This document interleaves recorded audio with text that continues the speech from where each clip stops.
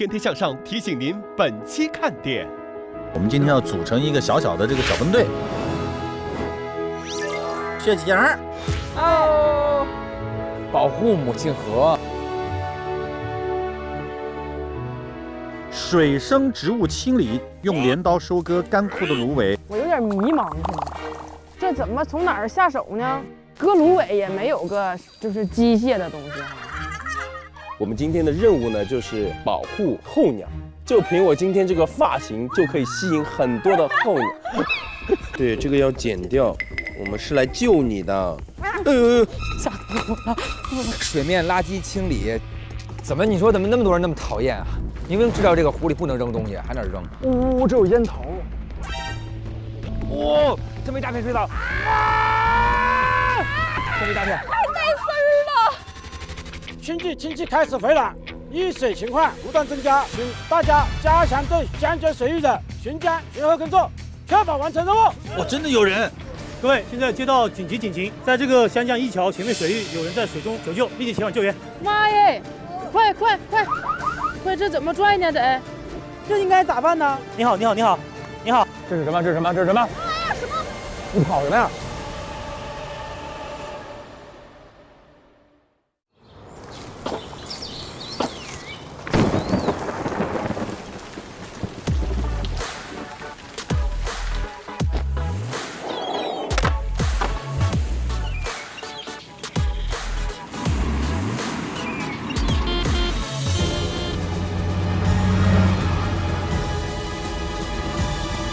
我们天天向上散发的光，天天向上乘风破浪。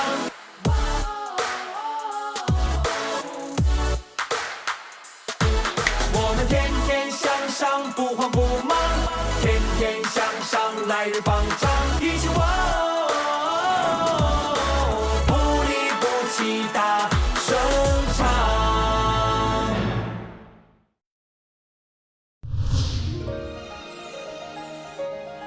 欢迎大家来到由猿辅导在线教育图家冠名播出的《天天向上》，欢迎各位上网课就用猿辅导 APP。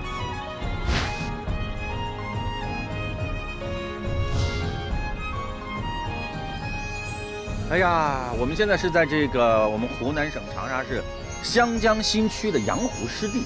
对，是的。洋湖湿地公园啊，又来感受洋湖湿地啊。那师哥是谁呢？时隔多年，这地方还这么美，是不是啊？那你这么一说，事隔多年，我就要跟你讲一讲啊。10来年前，这个地方就是我们这儿的一个烂泥塘吧，应该算是。以前人家在这种韭菜啊，种大葱啊，然后对遭到破坏，对，那时候就很臭的，脏的。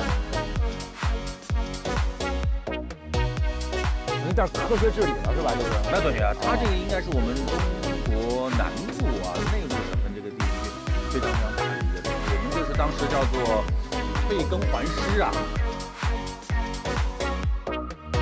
现在这个水质特别的清澈啊，就跟我们上海啊也有一条母亲河，叫做苏州河。他们从那个上海市政府是1995年开始颁布的，就说要重点整治这个苏州河。以前也是脏乱臭都避而不及的那种，但是现在我到苏州河旁边也造了很多公园去玩，然后上面都飞那个水鸟啊，哎呦真棒！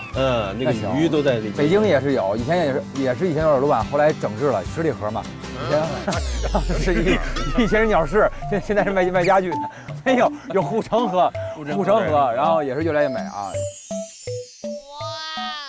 因为我们之所以要做这个节目，是我们节目播出第2天是这个保护母亲河嘛。这么一个大的一个公益活动。是的，韩哥是湖南省保护母亲河的这个形象大使，那肯定10年前了啊。因为绿水青山就是金山银山。对，因为水对人类来说简直太重要了。对，我们以前最开始人类选择居住地就是依山而建，傍水而居嘛。其实我告诉你，这个治理水啊，真不是一件容易的事情。就是你要破坏它，有可能几年就破坏了，但是你要把它治理好。我们这个地方就是差不多花了10年的时间。而且你看啊，这个地方只要一方这个山水给治理好之后，旁边的自然就楼盘林立。对，这一下子你看地价啊，比当时种点韭菜、种点大葱，对当地的这个经济的提升跟实惠的提升。是啊，人家愿意住水边，看着他心里透了。哎，今天唯一遗憾的是一博啊没有来，但是这个环保题材其实一博是非常非常感兴趣的。那是，但是就是他现在应该有更大的舞台需要他彩排呢啊，对啊。我们今年又有机会在更大的舞台看到更加棒的一博。啊，可以下了，来了，船到岸了。哎呦呵，编成歌，就叫鸟歌。鸟歌。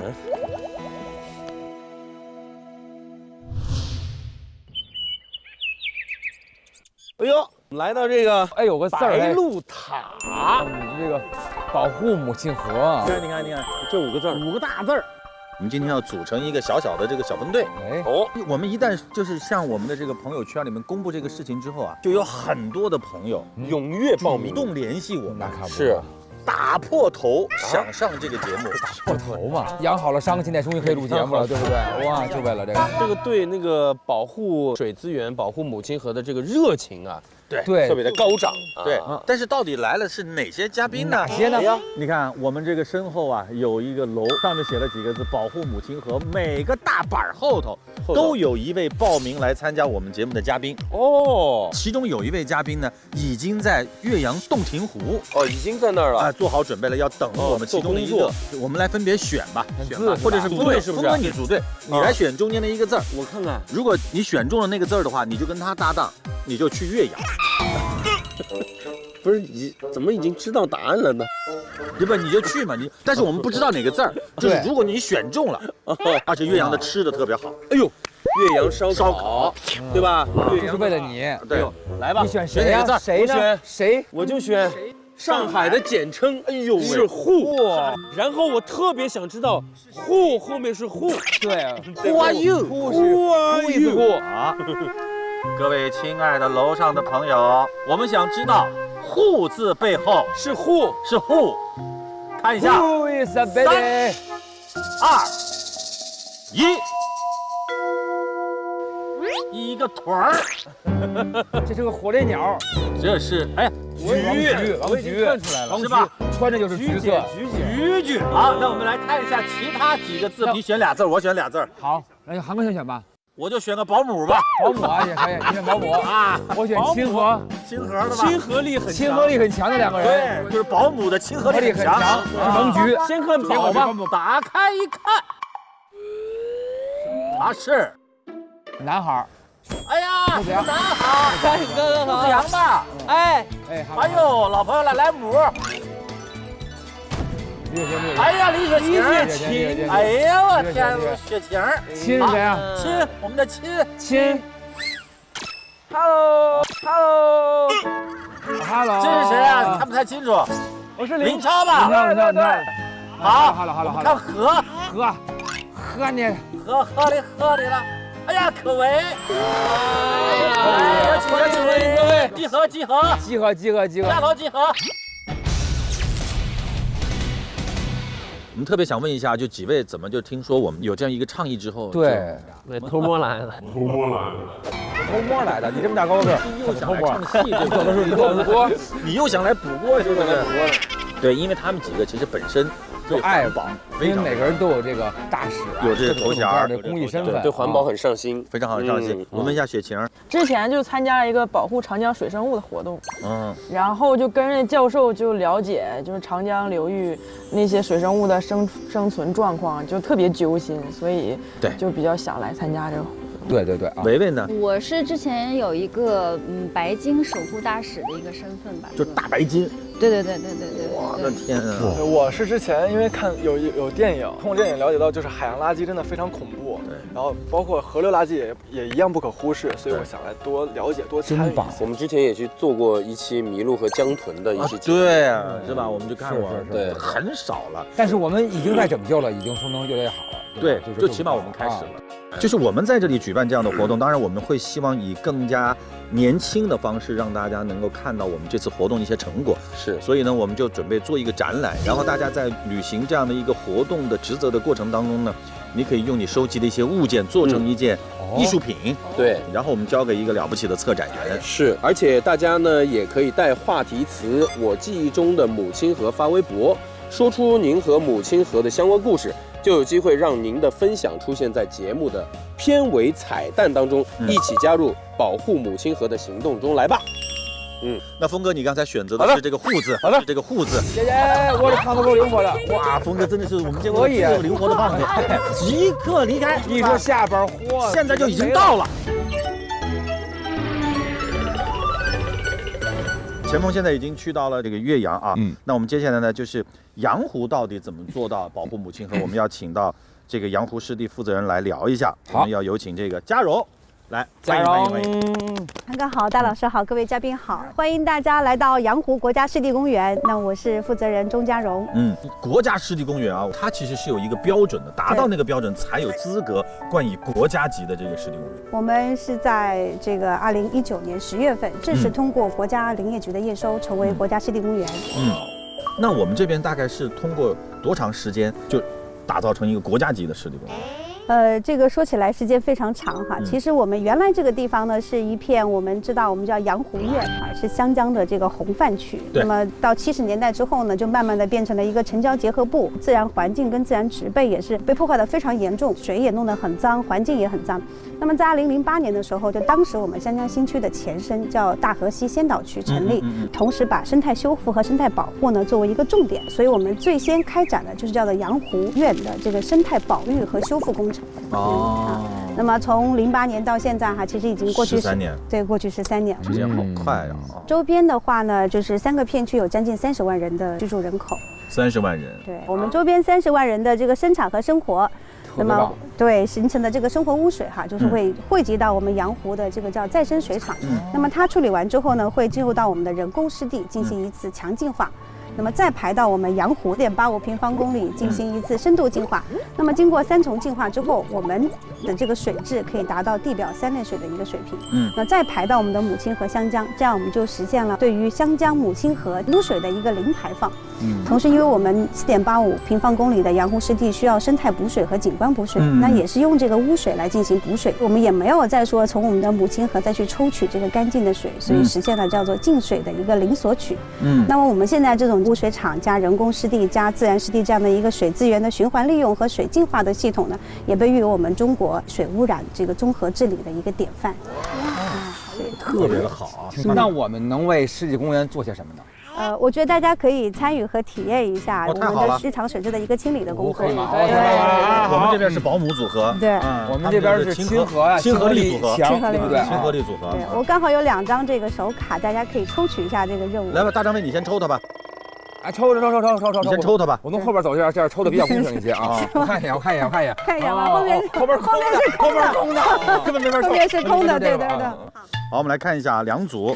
我们这边是水生植物清理，请各位前往湖边 B 区域用镰刀收割干枯的芦苇，数量要10捆，保证湿地长效良性可持续性发展。我们这边是水面垃圾清理，请各位前往湖面的 A 区域，将水草跟漂浮垃圾呢，通过划船打捞的方式完成水面清理工作。好的，好，我们就前往我们的任务区。好嘞啊！我们要找前面那位渔夫，对不对？他去带我们。对。而且那个人看见我们居然走了，完了，老婆划船走了，这活没结成。哎，大爷，我们要帮你。大爷，我们要帮你。回来。大爷你好，您是那个在清理湖面那个垃圾吗？是啊。太棒了，我们找的就是您。我希望您的到来。再说一近看根本不是大爷，这不是小伙子吗？对不对？今年也就18、19、20的哈。您工作这个多少年了？工作几年了？几年了呀？那累积过自己捡那个，就是说捞出过多少斤垃圾吗？呀，一天都捞好多。一天捞好几吨啊！啊，好几吨垃圾啊！来，我们走了。那我陪着少女吧。那我单连上了，我就直接。进来以后看还是挺多垃圾的。啊，清理垃圾啊！太捞的捞，太捞的捞。天哪！现在开始了是吧？开始。可为啥这么贵呢？他一直要过年了，给你过年了，给你拜年了。坐一起没事，没事，坐着没事。翻不了，不怕，就也老爷吧。来吧。让我们荡起双桨。师傅，你别捞的太多啊！待会儿你给我们少女留点。你这还行，还传球啊！咱往边上走，我看这边上垃圾还挺多的。好，我们朝那一带，好吧？来来，这也可以划是吧？哎，对，这边划一下，然后这边划一下。哦。哎呦，塑料袋，罪恶之根源，可以。好嘞，刚才在湖面上没看出来有什么，现在要是细发现，还是有一堆东西。师傅，像您这个一天能捞出这筐里多少筐？多少筐？这种筐能多？船箱都船都满了，对不对？2船都捞满，能后头船箱捞满，能一天8个小时能。捞了关机，谁都管压人。哦，都压弯了，等于说一天能捞满2个船。那捞满2个船不止。不止。你说这帮人怎么回事，对不对？这根本不让扔东西，非扔。哇，厉害哦！来，里边还是水。这个水是满的，就是直接新的水，他也不喝，他就被这个扔湖里，扔在河里。您现场看见过有人，比如你在这正捞着呢，那种人特别讨厌，明明看着你在捞，然后还往下扔东西，有那种人吗？有吧，对不对？有，对。你说怎么那么多人那么讨厌啊？你觉得怎么惩罚这帮人？惩罚的，让他媳妇发微博。下回再碰见那种当着你面往下扔的那帮人，直接拿那网扣他脑袋上，直接给蹬水里去。我知道有一对夫妇啊，为了就是去捞那个江上的垃圾，他们把自己的房子都给卖了，然后买了一艘船，然后捞了14年，每个月3吨的垃圾捞了。积德行善，好人一生平安。啊，来吧，开始走吧，来吧。哎呦，哇，你这一把可以啊，这一大堆，这有水瓶的。水藻，哇，这么一大片水藻。嚯，捡着个大的。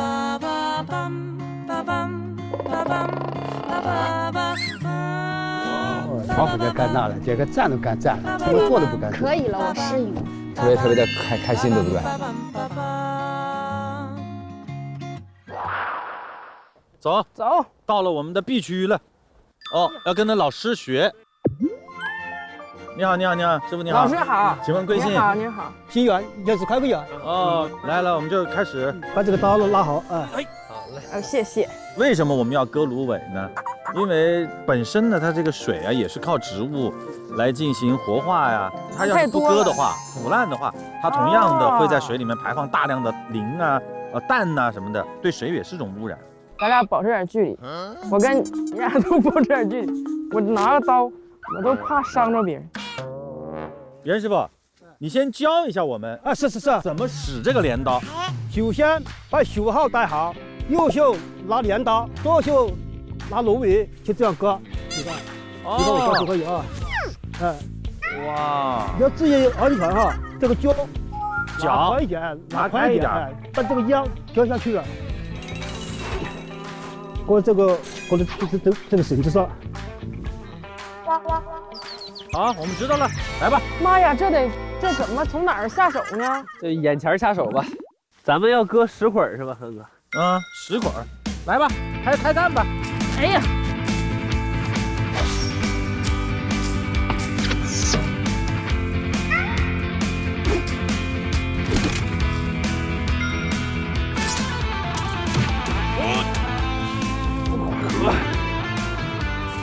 你看我割这东西老在行了。不愧是菏泽少年，这只割立起来的。我天哪，这个！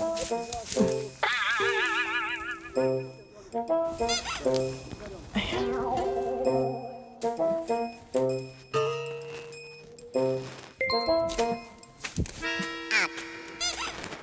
哎呀，李雪琴是拉的。这怎么能整出捆来呢？我有点迷茫，现在。我现在极其迷茫。咋了呢？就这用割吗？我们就是拿推进，推进。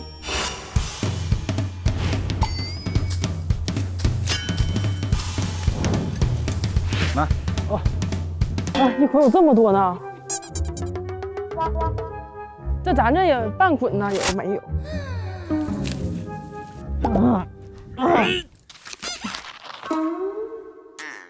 我找着师傅那味儿，就是连丝吧那。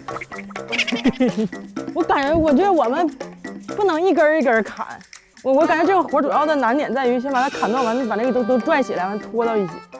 不是，我们都是这样一捆儿抓起来放一坨，你是一根扔一个地方。不是，我手就整不动。我也想一坨，但是我感觉比较费劲。那实力不允许。你是一人搁这儿瞎干活，心里想着王建国，还害羞了。还说我呢？那我还能想王建国呀？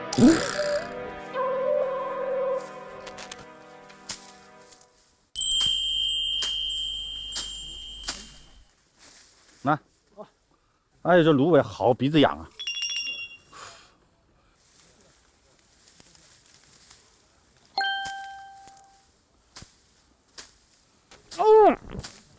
你起开，你让我来。不行，你等一下，不行，我现在要强了，我跟你讲。你别这样砍，容易伤着。你这样拉，这样拉，哦，看到没？你还没掌握精髓。你看我跟那老师傅整的一毛一样。你别动，你别动。你起开看一眼。别动，不行，你让我你怎么了？你得连砍再拽，连好，就跟打架似的那种，那么，连挠带拽的，你这纯靠拽。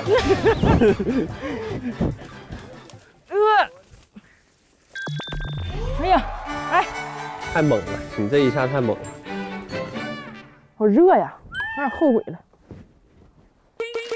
哎，他们好轻松啊！嗨，什么轻松？你看看这盆里头。你上来，来两下。哦，你们在割麦子，那适合你，李雪琴。差不多了吧？10捆了吧？有吗？哎，有2捆。来，啊，来，很快。你俩一人1捆吧。一人1捆。可以，我来吧，2捆。我能干。哎，我们得想想我们的作品啊，还得。你就把这10捆往那一堆，多震撼呐！这玩意儿就没那么大地儿。我觉得呀，我们的艺术作品啊，就那镰刀吧，就沾满了这个东西的镰刀，搁那一放。对，就劳动人民的汗水。对，或者是把芦苇跟镰刀绑到一块儿。可以。行，就这么整了。你看我这，有师傅那味儿，我感觉我就是这师傅的儿子。再来点，哎，大捆就够了。哎，可以。菏泽男孩就是棒，真男人。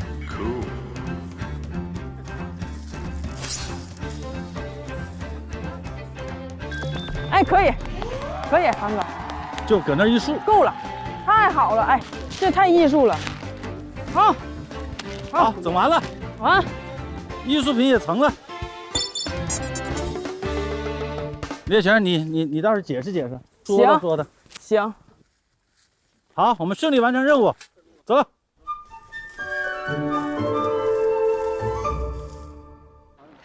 这有烟头。你说说这群人。我知道了，这个叫镜子，就是说它反射出来，就是说平时你做那些事儿，你再一看，你觉得恶心。你每个人看完这个会觉得我特别恶心，就不认了。这就是你自己的样子。好，那就他了。对，我们这个作品叫做镜子。好嘞。怎么样？你们那边就好奇怪。我们要是捞一些芦苇呀、那些杂草啊，还说得过去，但是就会有一些塑料那完全不能降解的东西一直在里面。大塑料袋。对，然后我们听那个师傅说，他一天要捞8个小时。你想想看，才4点几公里的整个湿地，水面也就那么大，但是就有这么多人，就芦苇，每天啊，就有这么多人。的确就是往里头扔塑料瓶儿，这个有点对，想不通。关键它离得还挺远的，它还要喝完水之后还要费劲往这边投掷，哇，飘过来的，飘过来的啊，飘过来的。对，所以你们的这个作品，我们的作品来静，对我们说这叫镜子，其实这也倒映出一种警醒，是警醒。他们这个作品叫做静，我们这个作品叫做动，必须行动起来，对不对？就割掉芦苇，也要割掉自己的那些陋习。那是当然了，动静相宜，动静相宜啊！对对。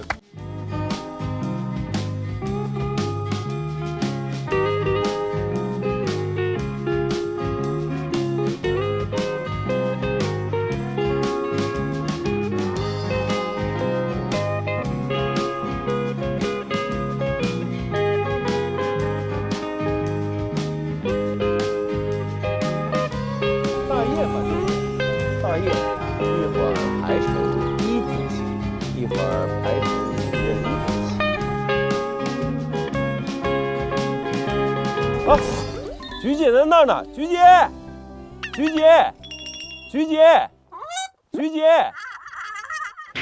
峰哥，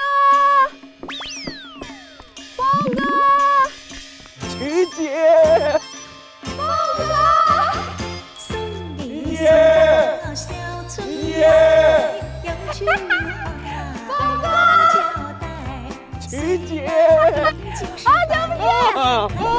好久不见，好久不见。天生你剪了个新发型是不是？是吗？哇，这么短！对啊，这已经长长了一点了。可以可以。反话说，这样是不是显得脸更大了？好像他在台本上你知道写什么？说让我夸你像文艺片的男主角。那你夸得出口吗？什么？你如果夸得出口的话，我也可以接受。我现在是个专业的演员了，来，夸不出口的。好的，来，预备起。哦，峰哥，你这个新发型真的很像文艺片的男主角。真的？好看，很适合你。显瘦。是不是会相信吗？哎，还好，再带有一点仰慕的心。为什么要求那么高？哎。好，哎，算了，这个发型呢，其实就是为了清爽。冬天为了清爽，因为就是为了鞭策自己呢，不能再让自己的头更大，脸更大了。有用吗？你不觉得我像文艺片？可以啊。那我们今天来呢，不是来玩的，是有任务在身的。这个洞庭湖呢，是我们湖南的母亲河，也被称之为候鸟的天堂。我刚有看到。对，然后韩哥是组织我们有一个叫保护母亲河的特别行动。我们今天的任务呢就是保护候鸟。保护候鸟。参加完这个行动以后呢，我们还得创意一个作品，带回长沙去参加这个公益展。那必须要非常厉害的展非常棒，必须要拿第一名。信心就在这里，就凭我今天这个发型，就可以吸引很多的候鸟。飞到头顶上站着是吗？对，就可以近距离观察，好不好？来，我把望远镜借你。谢谢。我视力比较好。我都是2.0。我刚刚在那边亭子上等你的时候，我有看到候鸟，很多很壮观，然后叫得很大声。我一开始以为野鸭子来了，这样子。但这个湖面上好像鸟比较少。这边现在这样看过去，今天雾很大，什么都看不到。对啊，没有，好像没有。哎，好像没有。哎，峰哥，你看有人过来。哎，你们好。你好，这个是王菊，我是钱枫。你好。那个我想问一下，据说这里啊就是最佳的观测候鸟的这个点，为什么我们看不到很多候鸟呀？这里是我们东洞庭湖的采桑湖，它确实是观鸟的一个圣地。是。但是呢，为什么今天我们没有看见鸟？因为平常我们看见鸟有3个这样的一个要素，一个是这样的一个时节。就每年的11月份到来年的2月份，是我们东洞庭湖大批量候鸟的栖息地，所以这个时节确实是一个能观测到鸟的一个时节，这是第一个因素。是。第二个确实是有跟天气有关，像今天我们这个雾非常大，对啊，所以说大雾你看不见，这个我们也运气也不太好。今天你看人家老师的装备，还有一个这个装备的问题。可能平常说我们肉眼看过去，天气晴的话，可能看个10几米，还有您像您这种单筒的，可能会望个10倍到20倍，但是有我们这个专业的望远镜啊，可能会看得更远。能试一下拍一下吗？可以啊，菊姐来，好呀好呀，体验一下，来看看。你看机器比较重，这里看啊，这里看到了吗？哦，我看到了。哦，这个反正嘴巴是像手枪啊，是很长，然后这样往上翘。对。哇，但是这真的看得很清楚哎。哦，这个有点厉害。那你拍一张看看。拍一张，这里有在水边上。哦，你看。哇。这个专业设备真的不一样，真的比好有成就感，比峰哥你手上的这个单筒的厉害多了。你这个也许可以看到，但这个可以记录到。这个像弹筒。哎，那你们这么精确的记录，请问2位的职业是？我们是湖南省护鸟营的候鸟守护者。幸会。我们平时的话，主要说是围绕几项工作，一个是这样的巡护、科普宣传、监督工作。今天我们在这里边的话，主要是做这样的一个巡护，就包括我们一个是要看一下有没有破坏这个鸟类的栖息地的这样的一个环境行为。第二块的话，就是我们也会做一些鸟类的这样的一个记录，就今天我们观测到的这个鸟的这个种类啊，它的数量啊，它现在的一个行为方式，它是在进食啊，还是在嬉戏，还是在飞翔这样的一个记录。第三块，我们会发现如果遇到这种需要救助的受伤的鸟，可能我们还会去救助它，就是这3块工作今天。那每年会有多少候鸟跑到洞庭湖来这边越冬呢？洞庭湖它因为是一个观鸟的这样的一个圣地嘛，所以每年我们来自于这个我国的北疆以及说遥远的这个西伯利亚飞过来到我们这边越冬的，大概有20多万只的这个鸟类。这么多！峰哥，你知道吗？就是我们今年1月份的同步调查，我们到洞庭湖有多少种鸟吗？多少只？你刚不说20多万只？每年28万多只。老师，你把答案泄露了，这段剪掉。来，我猜，让我算一下啊，你刚刚说20多万只，我猜应该是28万只。我猜是28万。涨了。6500。还是菊姐的数字更精确一点。我们今年同步调查显示的是，到我们洞庭湖一共有28.8万只的这个鸟类。厉害！它比去年增长了4万多。这也是我们水鸟同步记录调查以来监测到的数据最高的一次。这个数据其实跟我们的环境保护呀，跟我们的这个治理呀很有关系，对吧？自然环境越好，来的候鸟就会越多。对，洞庭湖这一块，它有满足鸟类在它越冬的这个条件，所以说我们洞庭湖鸟会越来越多。是。那我们还有没有这个更多的机会看到更多的鸟啊？我们可能在这个户外，今天因为雾大我们看不见嘛，但是我有一个秘密的地方，可以带到你们去看见更多的这样成群的候鸟。那太好了，那我们一起走吧。好，走。峰哥，这就来到了我们的秘密的地方。远程监控室。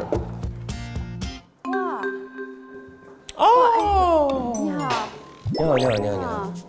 哇，这个就看得清楚了。对，峰哥，这里就是我们采桑湖的监测中心，在这里我们就通过这样的一个科技运用这个视频点，然后来观测我们的候鸟。这个里面就是我们看到的那个天鹅，是国家2级保护动物。它是世界上飞行高度最高的鸟类之一，它是能飞行珠穆朗玛峰的，就飞9000多米高。飞这么高啊！你看到现在这个鸟类，它有2种不同，一种是纯白色的，一种是头是带灰色的。对。那个灰色的是我们20年才出生的鸟类，它是幼鸟。对。然后它长大了也就变纯白，就是那个丑小鸭变白天鹅的故事，就是这么来的，就是白的。丑小鸭变白天鹅是这样的。哇，这一大片。这是雁。哇，好多，这片好多。飞得好坦然哈，好自在的感觉。没有人去打扰它在湖里，所以它飞的就是这个环境对它来讲是一个安全的。哎，那个不是吧？那个是什么鸟啊？反嘴鹬。刚才我们拍到，对，它嘴巴很翘的。你别看它这个体积非常小，对吧？对。但它的能量非常强。在这个鹬类当中，有一种叫做斑尾橙鹬的，它在这个连续8天8夜的这样的一个迁徙，也不休息，飞了1.1万公里。它是从美国的阿拉斯加飞到新西兰。哇！然后它的体重从飞之前的300克，降到了100克。哇，飞掉了2/3的体重。对，带我飞，这么厉害，带我飞，带我飞，带我飞。一开始300克还觉得挺重的，飞着飞着，哎100克了，好神奇哦！就感觉越飞越运动，就感觉越轻松。这个真的有点厉害。这边还有一群白色的，感觉腿很长。哦，他们在睡觉是不是？对，这叫白皮鹿，它嘴巴像一个琵琶一样。哦，那个嘴巴，那嘴巴看到了。好长啊！你看，它现在它是单脚起立的，单脚。哦，对哦。经济独立。你看它现在这个上面这个羽毛，这个就是它的婚与结婚的婚，就是它说明它要到繁殖期了。哦。它这一撮毛会变成金黄色。所以很鲜艳，成熟了啊！这就是说，这是鸟类中间的一种常见的显阴性，基本上是雄性吧？啊，对，因为在鸟类中间，绝大部分都是雄性，是会比较鲜艳些、好看些。人类是女孩打扮的漂亮一些，但是在动物界里面，基本上是雄性会比较艳丽一些。我找到大西湖那里一群鸭群了。哇，这个密密麻麻。这是鸭子，野鸭，野鸭。你看，不止这边，后面，对，后面那边还都是。再往远一点。我的妈，这太多了！我感觉自己在开演唱会，你知道吗？来，所有的鸭子跟我一起，来，一起跟我应援。那这个都我们观察的特别仔细啊。如果看到那种受伤的鸟，那怎么办呢？如果说在寻护的过程当中，我们发现到有这个受伤的情况，我建议就是说我们这样的游客也好，或者说发现的人也好，他直接自己去救助它，因为鸟类它自己身上会携带病菌的，这样的话就是可能是对我们人类是有伤害。第二个话就是你不专业你不了解的情况下，你去救助它的话，可能会对它造成越救越麻烦。对，所以说我们就是一般就是发现这个情况下，我们就打电话给这样的救助站，让专业的人员来做专业的事情。没错，那我们很想了解一下这个救助站是怎么样一个情况。我们旁边就有一个我们的救助站，我们现在一起去看一下。可以。好，谢谢你。谢谢，拜拜。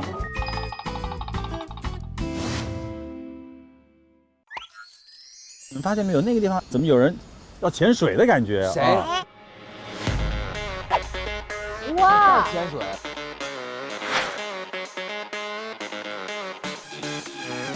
三位好。哎，你好，王翔老师。我们特别想问一下，三位老师是准备在这潜水吗？是的。怎么会想到这边潜水呢？因为我们是一批潜水员，我们长期是在长江流域的湖泊、河流里面从事一些水下垃圾的清理活动。哦。我们今天呢有2位年轻的小伙伴，他们也想体验一下，看就老师们能不能帮他们一下。可以。然后他们可以呼吁一下那些年轻的朋友。欢迎你加入我们这个公益活动。好，加油！欢迎，加油，好棒哦！请我们2位小帅哥教练带2位帅哥去换衣服，做一下准备。换衣服。好，那我们现在进去了。好，你们去吧。老师，您在这个长江，潜水15年啊？哇！对，我潜了有10多年了。潜水的过程当中，是不是发现水底下也有很多我们平常在水面上看不到的、触目惊心的？是的，因为特别是像一些公园附近有些游客扔的一些垃圾，会有各式各样的垃圾。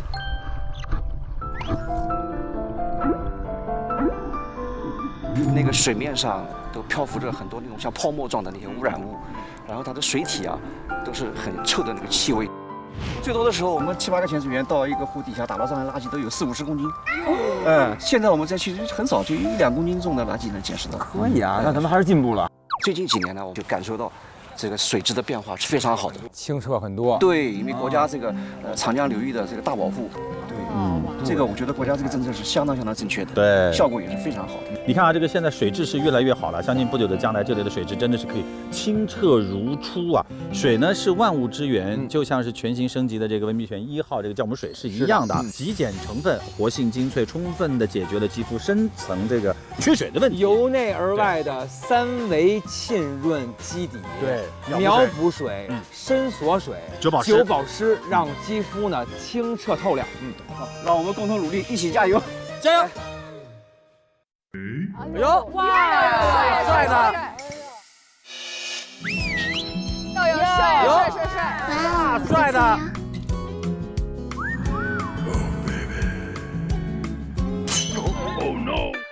我这有点塞不进去。哎，就这样挺好看的。挺好的。我就往下撸。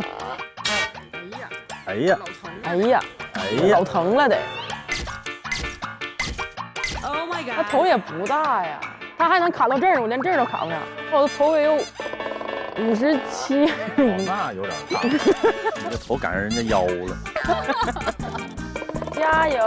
哎呀，可以了，可以了！哎呀，哎呀，成功！戴这个头套能缩头。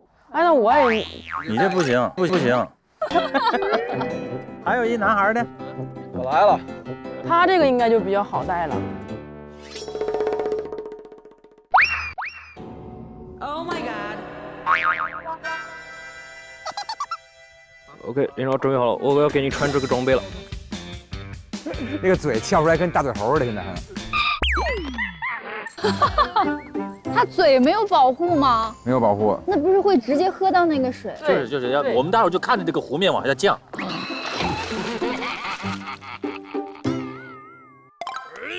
Oh no！ 这巨重。哎呦哎呦！哎呦哎呦哎呦哎呦！是不是碰瓷儿？哦，这个装备加起来一共有多重啊，老师？大概一个气瓶大概10几公斤，然后加上一些装备的话，大概7七八八5、6公斤。哇！老师，水下哪个是发求救信号的呀？如果你有任何问题，耳朵比较疼，或者眼睛感到难受，跟我做这样的手势。OK。指一指你的眼睛，指一指你的鼻子、嘴巴、耳朵。好嘞。水底下可能经常会问你们就 O 不 OK， 就问你们有没有 O 不 OK， 没问题的话就在水底下比一下 OK， 啊不要点头，因为点头在水底下看不清。好，走，加油！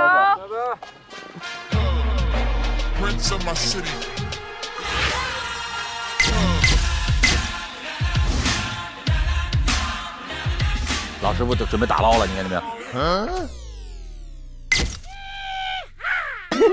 已经准备好了。准备好了，打捞。3、2、1。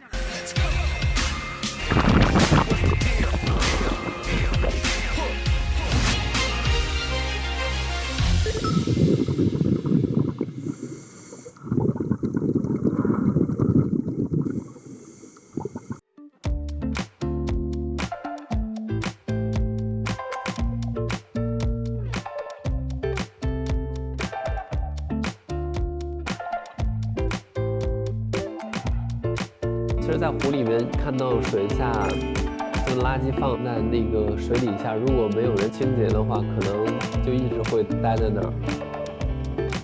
我们之前生活的都很就这么幸福，还是有一帮我们平常看不到的人吧，在默默的付出，抵御那些外观的这些环境下，一直很辛苦的为我们保驾护航。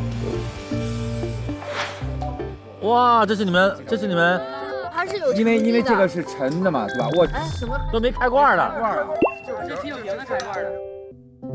好，各位辛苦啦，请到这边集合一下。哦，来。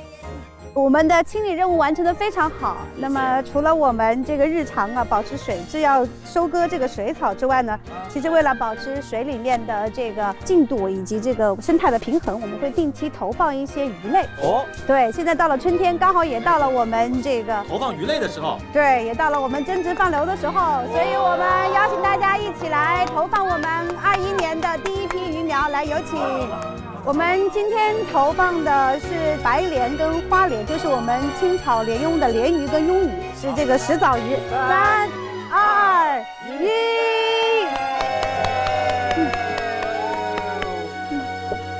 那我们今天这个部分的体验呢就已经完成了，我们接下来赶紧去看一看前锋那边的情况到底怎么样。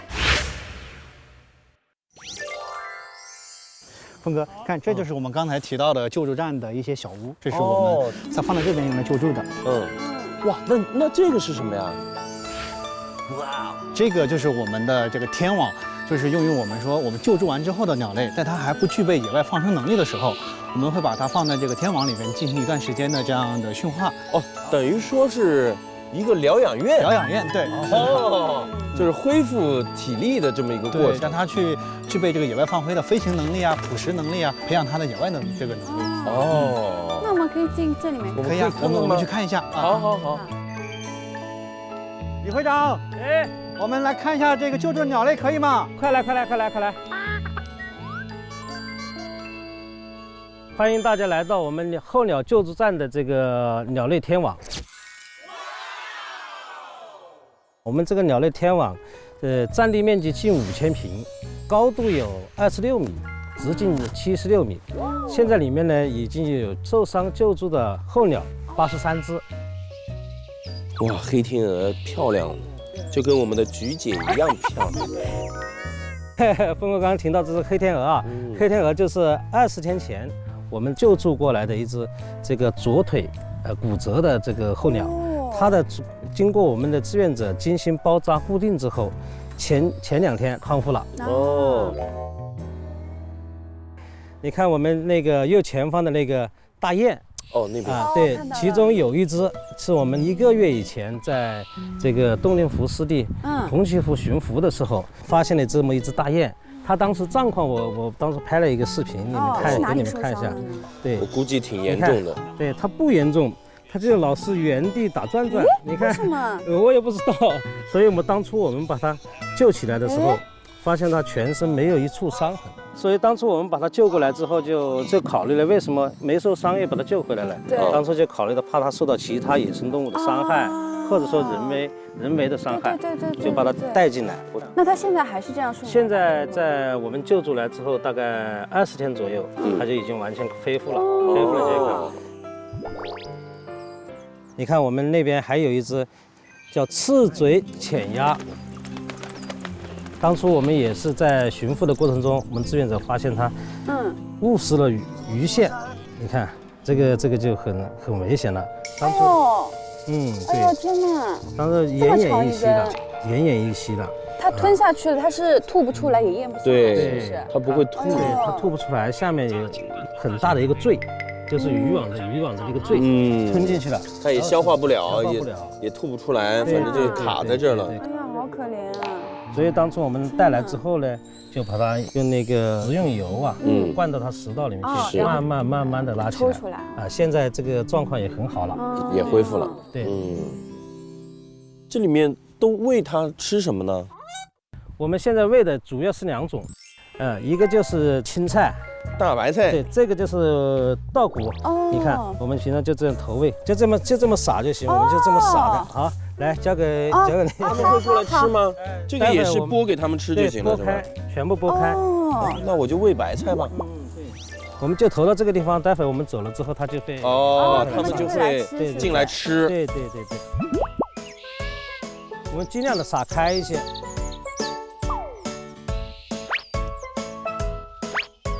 它这里还是模拟了一些野外的这样的鸟，它不是人为的去喂养它。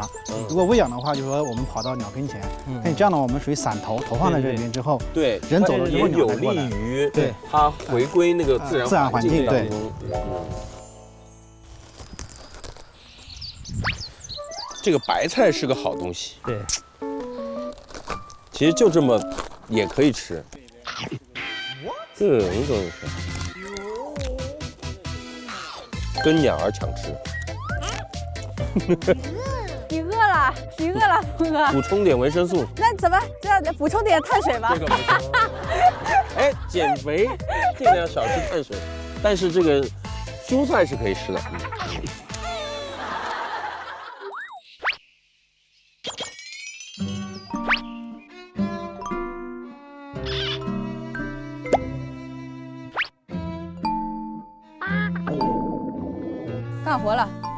干活了！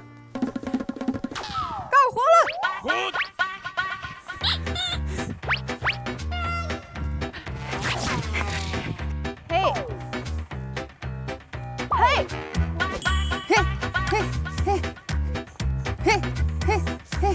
我好适合去去乡下干活呀。李会长，这些鸟如果养好伤以后，我们是怎么把它们放回自然呢？在所有候鸟康复之后，我们采取了一种最自然生态的一个放归方式。我们在那个地方，您看，我们现在就把它做成了一个鸟类放生的通道。因为这边有水池，有滩涂，有台阶，我们就在这个沿途给它撒上食物，让它最后到了一个平台上面，吃着发现自己到家了。对，发现自己到了这个平台之后，能飞的就飞走了，一飞冲天。对。不会飞的，或者说伤势还有蛮严重，它又回来了。对。那我们就祝这些小鸟们早日康复，早日回归自然，大自然的怀抱。哎，峰哥，我们看完了这边的鸟类，我们到我们那个救助小屋看一下，看看现在有没有正在被救治的候鸟。好，我们也去看一下啊。好的，谢谢，谢谢会长。好，谢谢。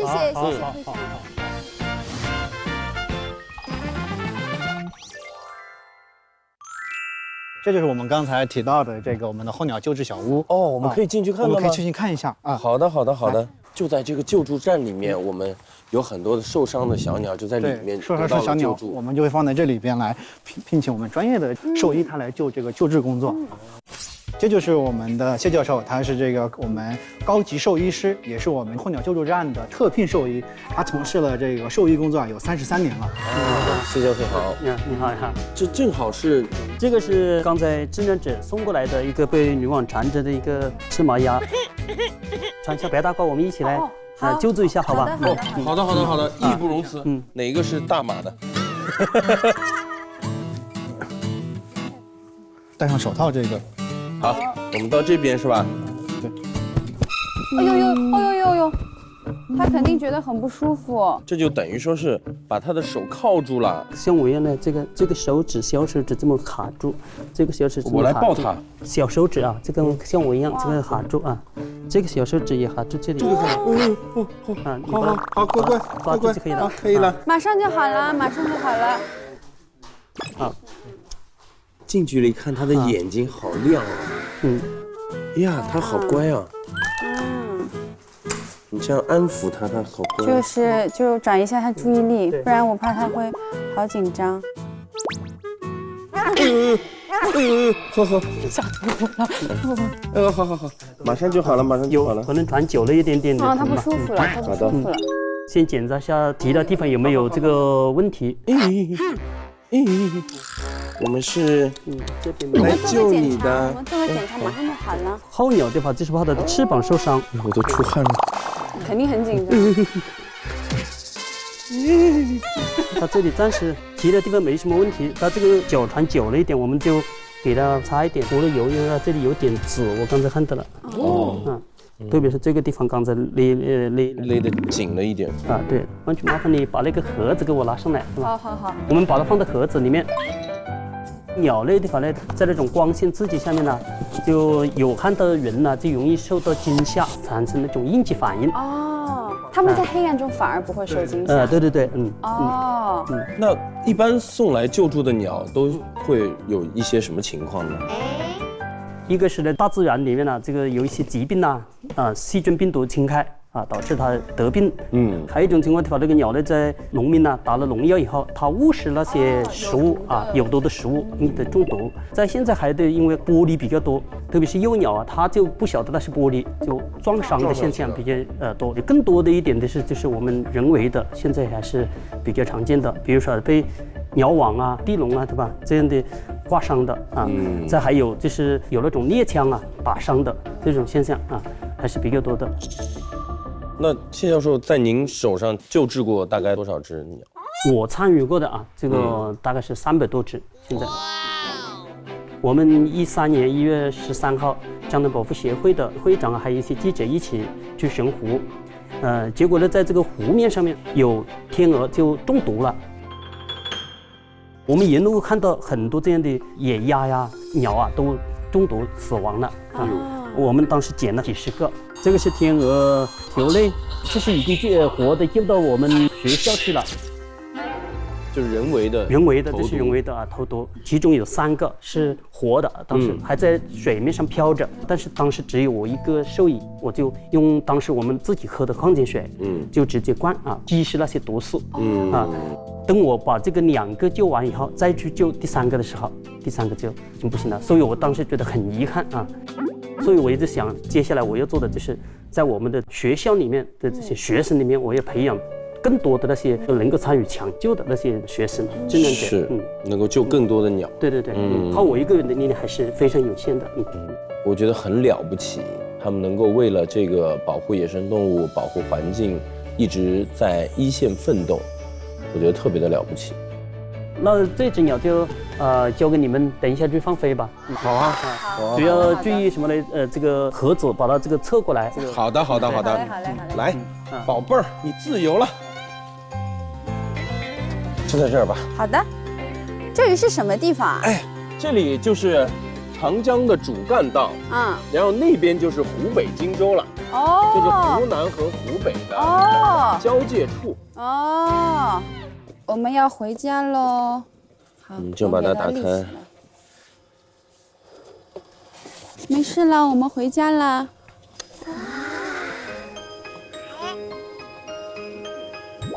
还不太适应，他要看看。走吧。哇，这就是大自然。回家啦。你自由啦。拜拜。以后小心。他在用尾巴跟我们拜拜。飞了！哇！快！飞起来好漂亮。真的，我没有见过鸭子飞，就真实的这种野生的。再见了，我们会好好保护环境的。真实的在你眼前，你看到它受伤害，还是会觉得很心疼的。我觉得人还有很多需要向这些动物学习的地方，所以保护它们也是我们的责任。好了，我们放完小鸟了以后，我们还有一个任务，就是回到长沙，然后去完成保护母亲河的那个公益展。刚看了那么多的受伤的小鸟，然后，我想到的材料有，比如说一些相框，然后捕鸟网，这样就给人最直观的感受。行，那这个任务就交给你了，好吗，峰哥？好的，好吗？加油，峰哥。好，那我就跟他们会合了，下次再见。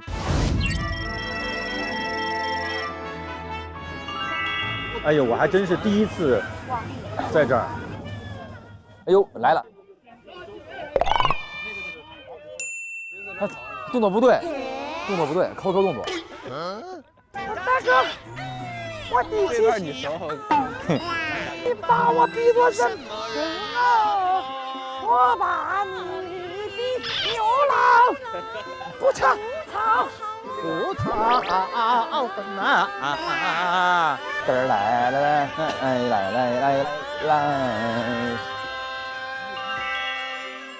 走哪儿都有这段哈。长安市公安局水上110，哎，来。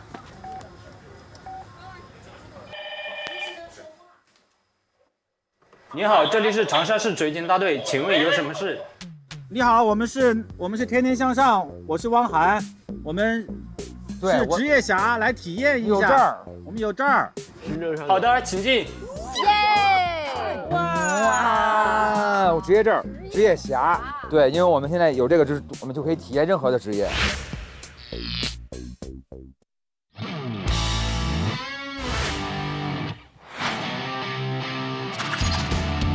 哇，大家站得真直，人家这就是有那种职业素养啊！向前，向前看。现在，这个轻机开始飞了。雨水情况不断增加，请大家加强对坚决水域的巡检巡河工作，确保完成任务。我的妈呀！这怎么有点害怕了呢？天天向上提醒您稍后看点，给大家进行一个我们水警的一个技能培训。快救老王！活了！他如果有奖励是，紧急！有人在水中求救，赶紧出去救援！管理员全老王在水里了。哎呀妈呀，这应该咋办呢？你好，你好，你好，你好。猿辅导在线教育，天天向上，待会儿见。猿辅导在线教育，天天向上，现在继续。本节目由猿辅导在线教育冠名播出，上网课就用猿辅导 APP。向前看，现在这个氢气开始回暖，溢水情况不断增加，请大家加强对江江水域的巡江巡河工作，确保完成任务。我的妈呀，这我有点害怕了呢。哎，你好。好，你好，欢迎到水警大队。特别想问一下啊，咱们这个长沙市这个水警主要是做哪方面的工作？我们水警大队主要是负责一江两岸湘江的安全保卫这一块，再一个就是打击水域的违法犯罪行为，湘江我们辖区内的这个治安管理啊，包括我们的110的基础警啊这一块。再还有一个这个我们落水群众的救助啊，包括这个我们刑事案件的侦办，再就是配合海事啊、渔政啊、水务啊等的相关的这个水上的单位进行一个联合的执法。比如说呢？比如说我们现在开展这个蓝天救援这一块，也是加强这个救助。再另外一个就是加强这个蓝天保卫战，保护我们的母亲河湘江，对，加强这个水域的巡查巡逻。对。另一个方面呢，我们现在是治安支水警大队啊，这个牵头开展全市性的打击非法捕捞这一块的工作。对啊，保护我们湘江母亲河啊，这不仅仅是保护我们的这个生态资源，同时呢，这个还是保护我们水域上面的这个老百姓、人民群众的生命财产安全。这也是我们这个保护湘江母亲河的这一个重要的这个标准之一啊。很久以前啊，在这个湘江两岸啊，以前有大排档，对，肯定就是吃东西的，对，就从河里乱扔现捞上的鱼，现煮现杀现吃，东西呢的确很好吃，但是晚上极不安全，因为它这一条船拼起来，有时候直接在大排上喝上酒了就晕乎的啊，就经常有人落水。而且吃的东西直接就往水里倒，哎呀，就污染非常严重。你油啊，那些垃圾呀，有时候那个出很多事儿。以前挺多，后来咱们就整治了，一下子就。我们这个蓝天保卫战以后啊，我们湘江水域母亲河这一块，这个得到很大的改善。对，是啊。您在这儿工作多长时间了？我在这里是工作2年了。2年？我曾经参加工作曾经是23年了有。那这个地儿就等于说平时就在这个地儿办公啊？这个就是我们的办公大楼，它同时也是我们的一艘东船可以移动的可以移动的。这里音浪太强，不晃会被撞到地上，对不对？对，要一直晃啊。哦，我们要上楼了，你上楼了，换衣服了。哦，换衣服。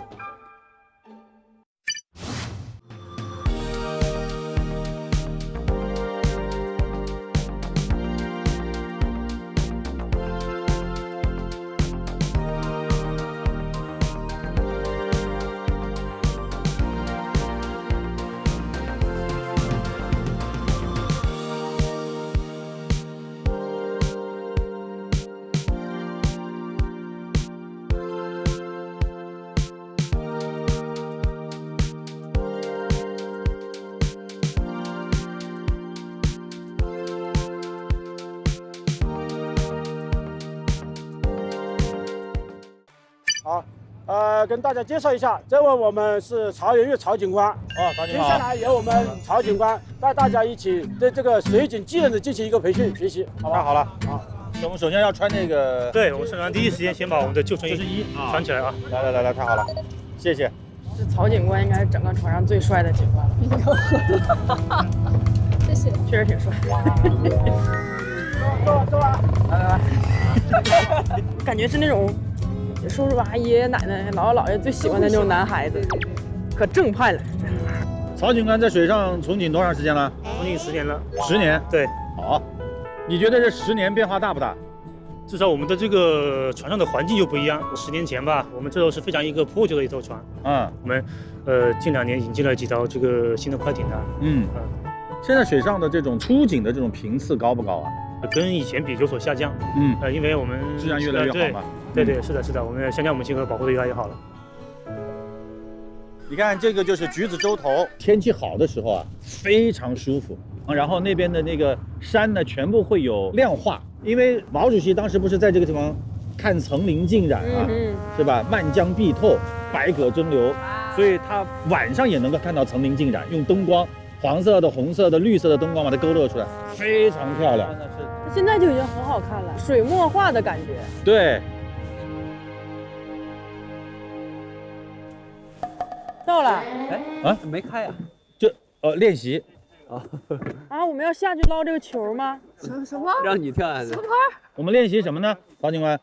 好，我们现在给大家进行一个我们水警的一个技能培训就是通过看到这个水里有2个球，这是我们的救生球我们待会儿大家通过这个抛投这个救生圈，将救生圈精准的套住这个球。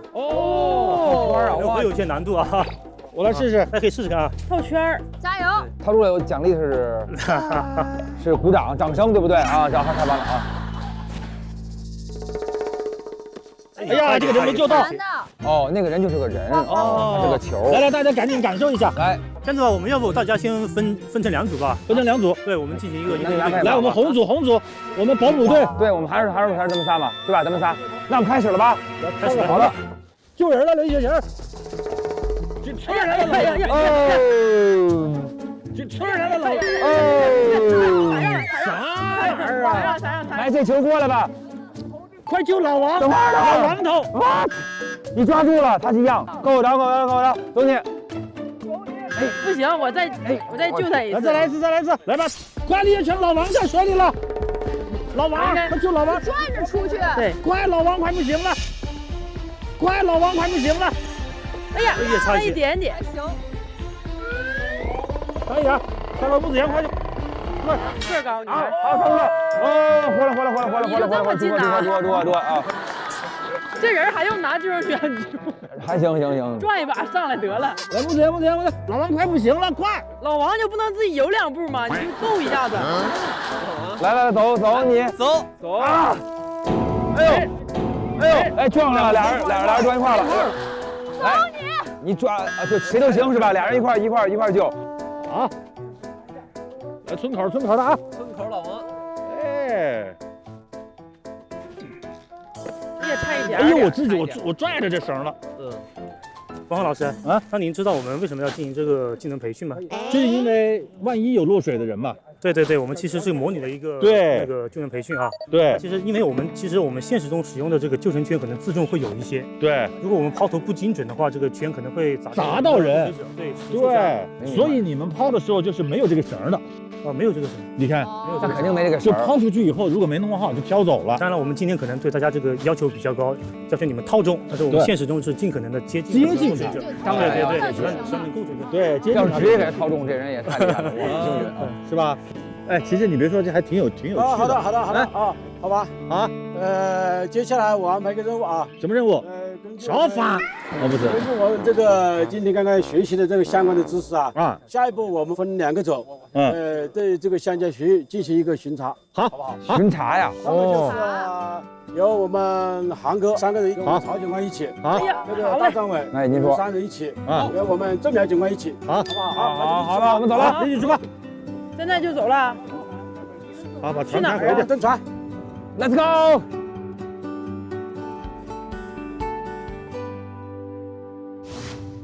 在这里，我临时给3位出了3个题目啊，可以啊，考一考大家吧。那么我们现在这个春天来了，我们这个气温回升，下水游泳的人比较多了，那么发生这个溺亡的情况就会慢慢增多。对。那么你们知道防溺水的6步指的是什么吗？防溺水的6步啊？对，就是不让它下水啊。从根儿上就隔绝。那我们讲的6步啊，是有不私自下水游泳，对，不擅自与他人结伴游泳，不在无安全设施、无救援人员的水域进行游泳，不在无家长、老师或教练带领的情况下游泳。小朋友，对，不到不熟悉的水域游泳。最后一个是不熟悉水性者，不要擅自下水施救。对。对。然后最重要的就是不游泳。对，就别游。那么第二个问题啊，就是我们接到这个落水者电话之后，我们最佳的这个救援时间马上立即呀。对呀，有个说法叫做黄金救援5分钟。溺水之后，人的这个在水啊、泥沙和草会堵塞我们的呼吸道，冷水的刺激也会引起头部的痉挛，造成窒息和缺氧状态。那如果抢救不及时的话，4到6分钟就会造成死亡。对，所以我们这个救援也是争分夺秒的。那么最后一个问题，3位你们是作为水警的话，如果你们在巡逻和这个出警的过程中，发现了有人因情感问题疑似要跳江，情绪非常不稳定，你们要如何劝导？跟他唠呗，是吧？跟他唠呗，说跳江要罚款。生活还有很多美好的地方。对，何必呢？最主要是劝导。可痛苦就劝。啊，劝导，各种方面劝。说得很好。各位，现在接到紧急警情，在这个湘江一桥前面水域，有人在水中求救，立即前往救援。快去！快点的吧！哎呦！哎呀，你看，看见没有？看见没有？看着了。哎呀，我的天哪！对，老冷了吧？他快点出来救援啊！赶紧出去救援！快点人去！妈耶！快整上，上来吧！冬泳啊，这位大哥！哎呀，太猛了！哎呀，我的天！哎呀，这大哥这玩意儿老冷了！哎呀，往上拽！哎呀，快迎风呼吸！哎呀，妈呀！这应该咋办呢？这个时候就要开始进行一个救援。首先，我们先呼唤其有没有意识啊？对，你好，可能丧着意志。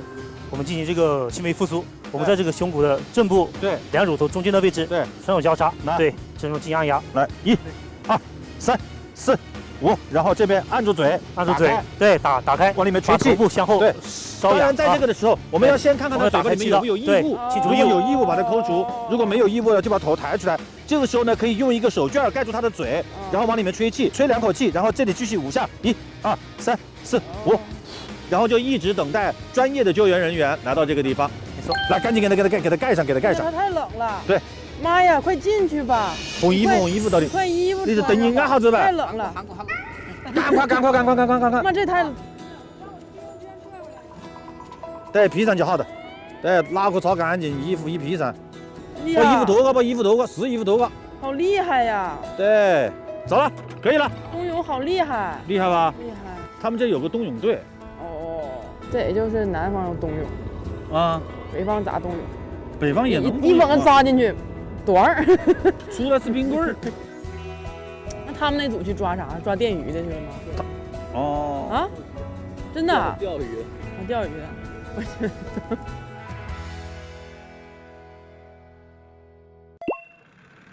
好了，现在我们就出发了。哇，炸起来了！在哪儿喂？我们水警的主要的任务就是执行这个10年禁渔令啊。长江是全球7大生物多样性丰富河流之一，但因许多人涸泽而渔，采取电、毒炸、绝户网等非法作业方式，最终形成资源越捕越少，生态越捕越糟，渔民越捕越穷的恶性循环。2007年，被称为水中大熊猫的白鳍豚被宣布功能性灭绝。被称为长江生态活化石的长江江豚，2017年数量仅存1012头。此外，中华鲟、长江鲟、胭脂鱼等也面临着生存危机。长江流域水生生物资源严重衰退，保护母亲河迫在眉睫。2020年1月，农业农村部发布关于长江流域重点水域禁捕范围和时间的通告，宣布自2021年1月1日0时起实行暂定为期10年的常年禁捕，期间禁止天然渔业资源的生产性捕捞。对在禁捕范围和禁捕时间内从事娱乐性游钓和休闲渔业活动的，只允许1人、1竿、1线、1钩。同时，我国第一部流域保护法《中华人民共和国长江保护法》于2021年3月1日正式实施。此保护法将严惩长江流域生态环境违法犯罪行为，加强长江流域生态环境保护和修复。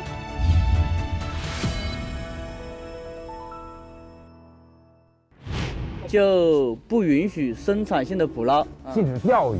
不是说禁止钓鱼，就是钓鱼的话还是可以，但是它是一人一杆的这种钓鱼，然后还有一个杆子上面有很多钩的，这种都是不行的。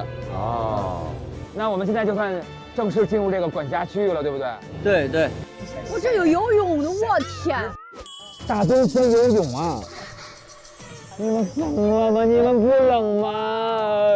这里要注意安全啊，等人的话。就远点，就远点，再抬点，咱们去看完了。对，要注意安全啊。往里靠一点游啊，不要太往中间了，注意安全啊！哦，好像宿舍阿姨的声音哦。注意安全啊，往里面一点。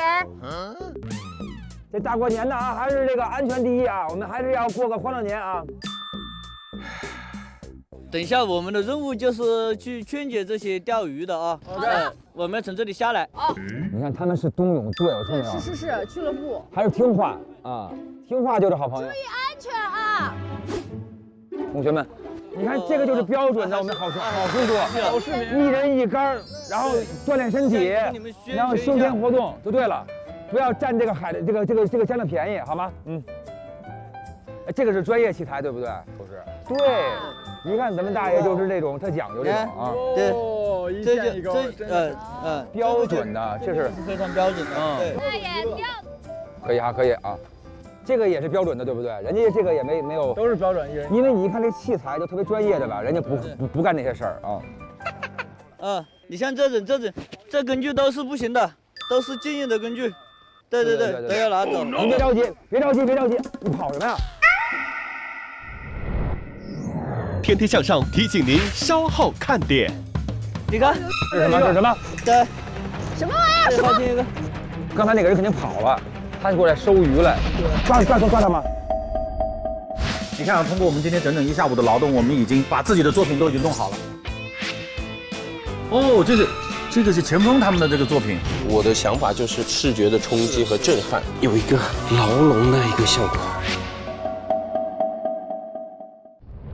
猿辅导在线教育，天天向上，待会儿见。猿辅导在线教育，天天向上，现在继续。本节目由猿辅导在线教育冠名播出，上网课就用猿辅导 APP。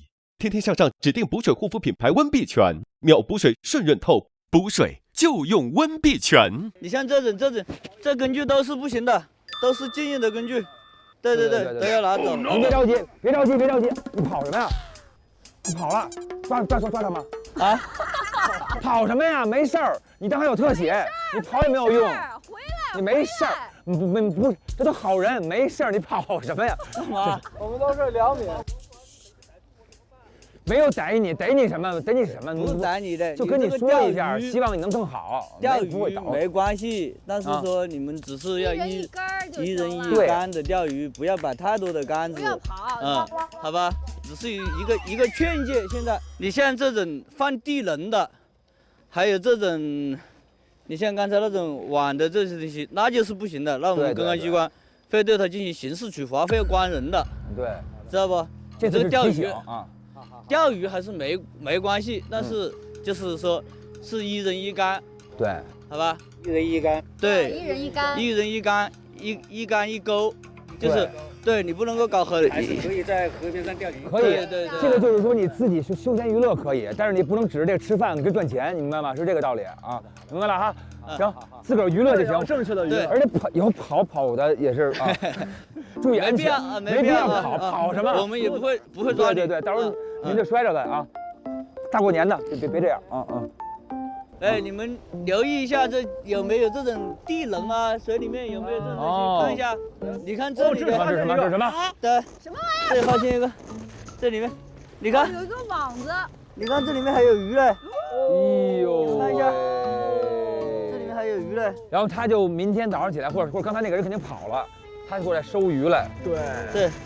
我们要把这个鱼放了，来，把这个解了，这才是真正的放生啊！来，你们哪个身上有剪刀吗？是吗？您船上有剪刀吗？啊，没有剪刀啊，我找了一圈没有剪刀，我再去那边找找。您好，能用一下您的剪刀吗？行，谢谢您。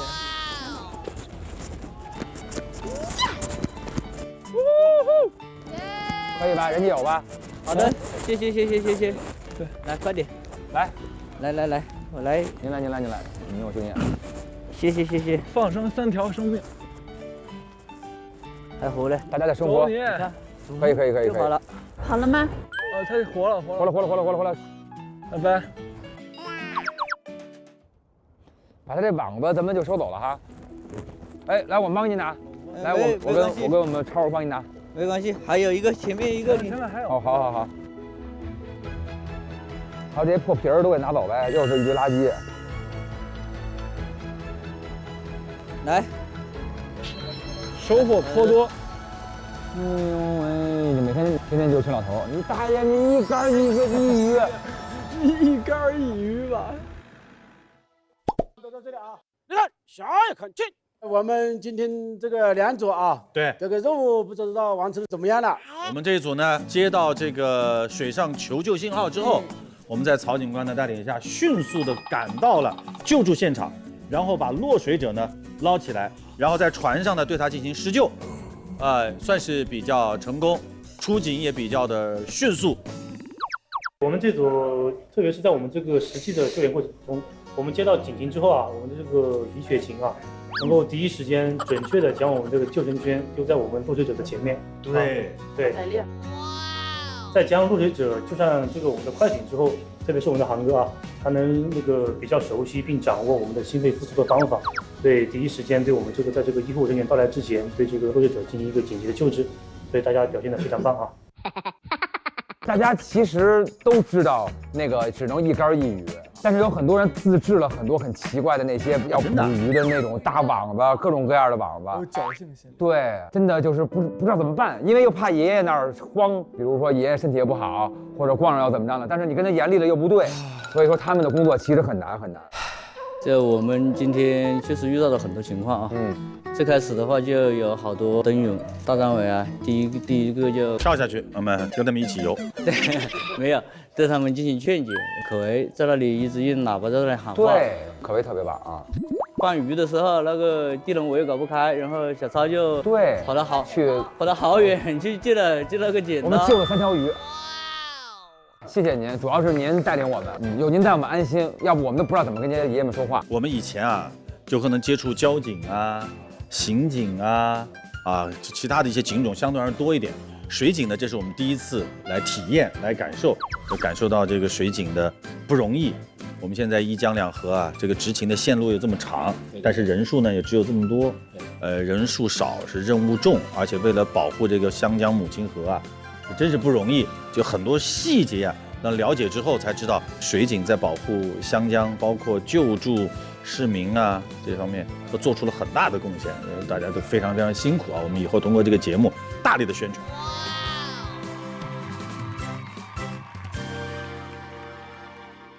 我们就是不是要弄个展览吗？是，我们给大家请到一位特别优秀的策展人，叫袁龙。哇！你好。袁龙他做了一个叫做塑料记，就是用很多塑料啊做了一个那个策展，深受年轻人喜爱。您给我们介绍一下。好。那么今天大家看到的第一件展品呢，叫燃烧的鸟。哇！哎呦，我的妈呀！哎呀！行为艺术家，就是那个被石油裹着的那个鸟。这件作品的灵感呢，是来自2015年的时候呢，我看到一张震惊全球的摄影作品，那表现的是鸟吃塑料垃圾死亡的画面。那么整个照片当中呢，你会看到说灰黑色的腐烂的鸟的尸体的腹部呢，充斥着五颜六色的塑料残片。所以这个颜色也是用了彩色和灰黑色这样的一个强烈的视觉对比呢，就是给人以深深的视觉冲击力。我们都怎么回事？人类怎么回事？那也是这样的一件作品呢，其实也是象征着我们人类的工业文明是建筑在燃烧自然资源的基础上。那当自然资源燃烧殆尽之后呢，剩下的呢只有那些烂不掉的垃圾。所以我们最开始国家提出了就是2型社会。其中一个就是资源节约型，还有一个就是环境友好型。我觉得这种环境友好就是人类和这个环境彼此之间应该要相互友好。虽然他不会讲话，他不会警告你，但是有一天他惩罚你的时候，你是没有办法去抵抗的。好，那现在呢，一起来一步看第2件展品。那这件展品的名字呢叫裹挟。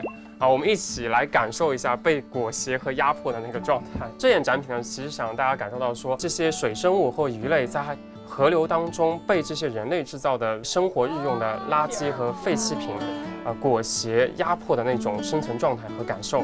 那同时呢，它另外一层表现是，你会发现这些膨胀的这些异形呢，其实呢又象征着我们人类自身的欲望，因为你会发现这些被我们过度消费的这些废弃的这些物品呢，其实是我们人类欲望的延展。那其实我们自身也在被这些欲望给挤压，最后当我们在侵害自然的同时，其实也在反噬我们人类自己。你这个配色也是有讲究的，是吗？是的，是的，是的。就是在底下就会深一点。对，让它有那种海洋和水生物的那种感觉。对，其实所以在回收的时候呢，会特地做了那个色彩分类。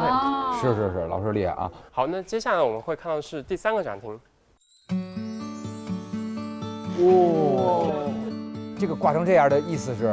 这件作品呢很有意思啊，大家看到是不是大量的垃圾出现在你面前？那是啊。那其实你会发现说，原来在我们日常生活中制造了那么多的塑料废品和这些日常生活的废弃品，当我们把它合理利用的时候，它原来可以如此的灿烂和美丽。生活的这些日用废品其实是回收自5000多个家庭和350多个志愿者一起花费1个月的时间来共同完成的。那么它本身以前的名字呢叫聚环，代表的其实是一个循环利用的一个概念，但是今天特地为了这个展览呢，做了一个新的创造，所以你会看到说，在2面镜面反射下呢，它会形成一个巨大的一个海浪的效果。所以这件作品经此呢叫做巨浪。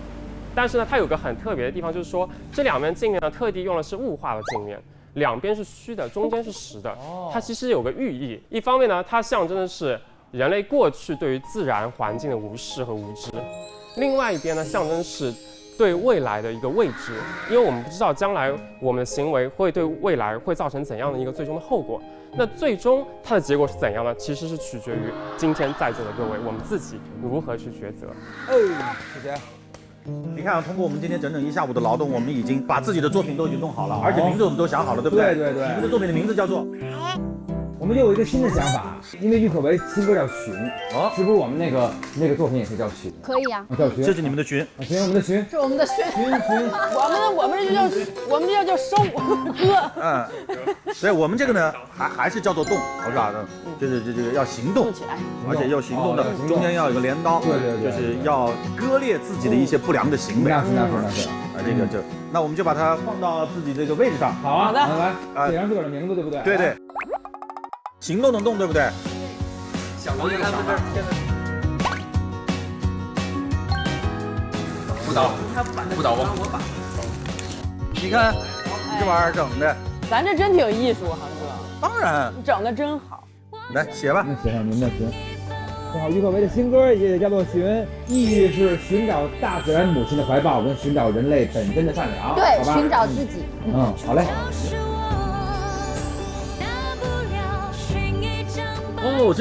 这个是前锋他们的这个作品。哎呦喂，好可怜呀，这些鸟都死了，鸟都被残害了。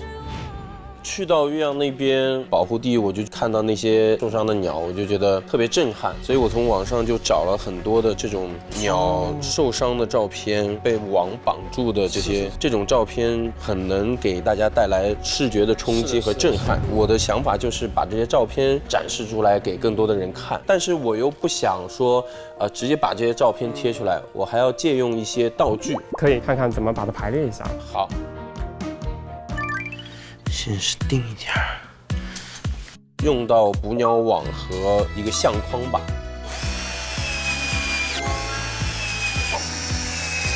把这些照片钉在上面，有一个牢笼的一个效果。再到这里，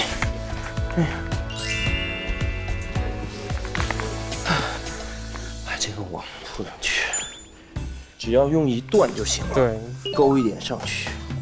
然后你会发觉特别容易就勾上了，是，所以对这个鸟类的伤害可见就有多大。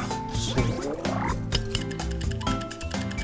我们把照片都看看怎么。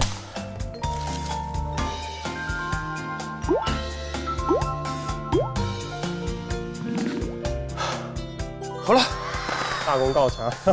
那现在呢，给他想一个名字。这个跟捕鸟网有关，这网通王，要不这个作品就叫王鸟，非常棒，一语双关。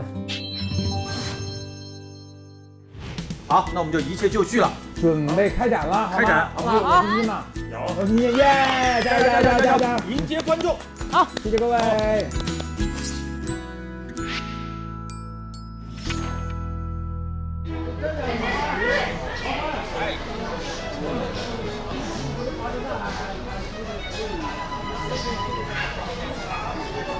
我个人的话，我是觉得那个寻，看到这个作品的时候，会在想平时生活里面我做了些什么。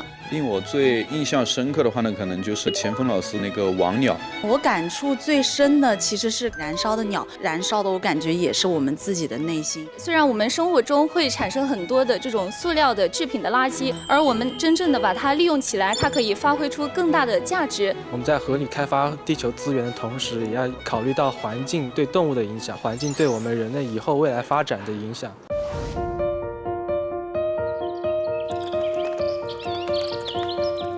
当有一代人意识到了之后，就要立刻开始行动，让后面的孩子、小孩人家能看见好的母亲河。保护环境真的是可以从身边的小事做起，让每个人做到的话，就可以大大的保护我们的环境，造福我们的子孙后代。越来越觉得保护好我们的环境，跟大自然和谐的相处比什么都重要。人类和环境彼此之间应该要相互友好。绿水青山就是金山银山。猿辅导在线教育，天天向上，待会儿见。猿辅导在线教育，天天向上，现在继续。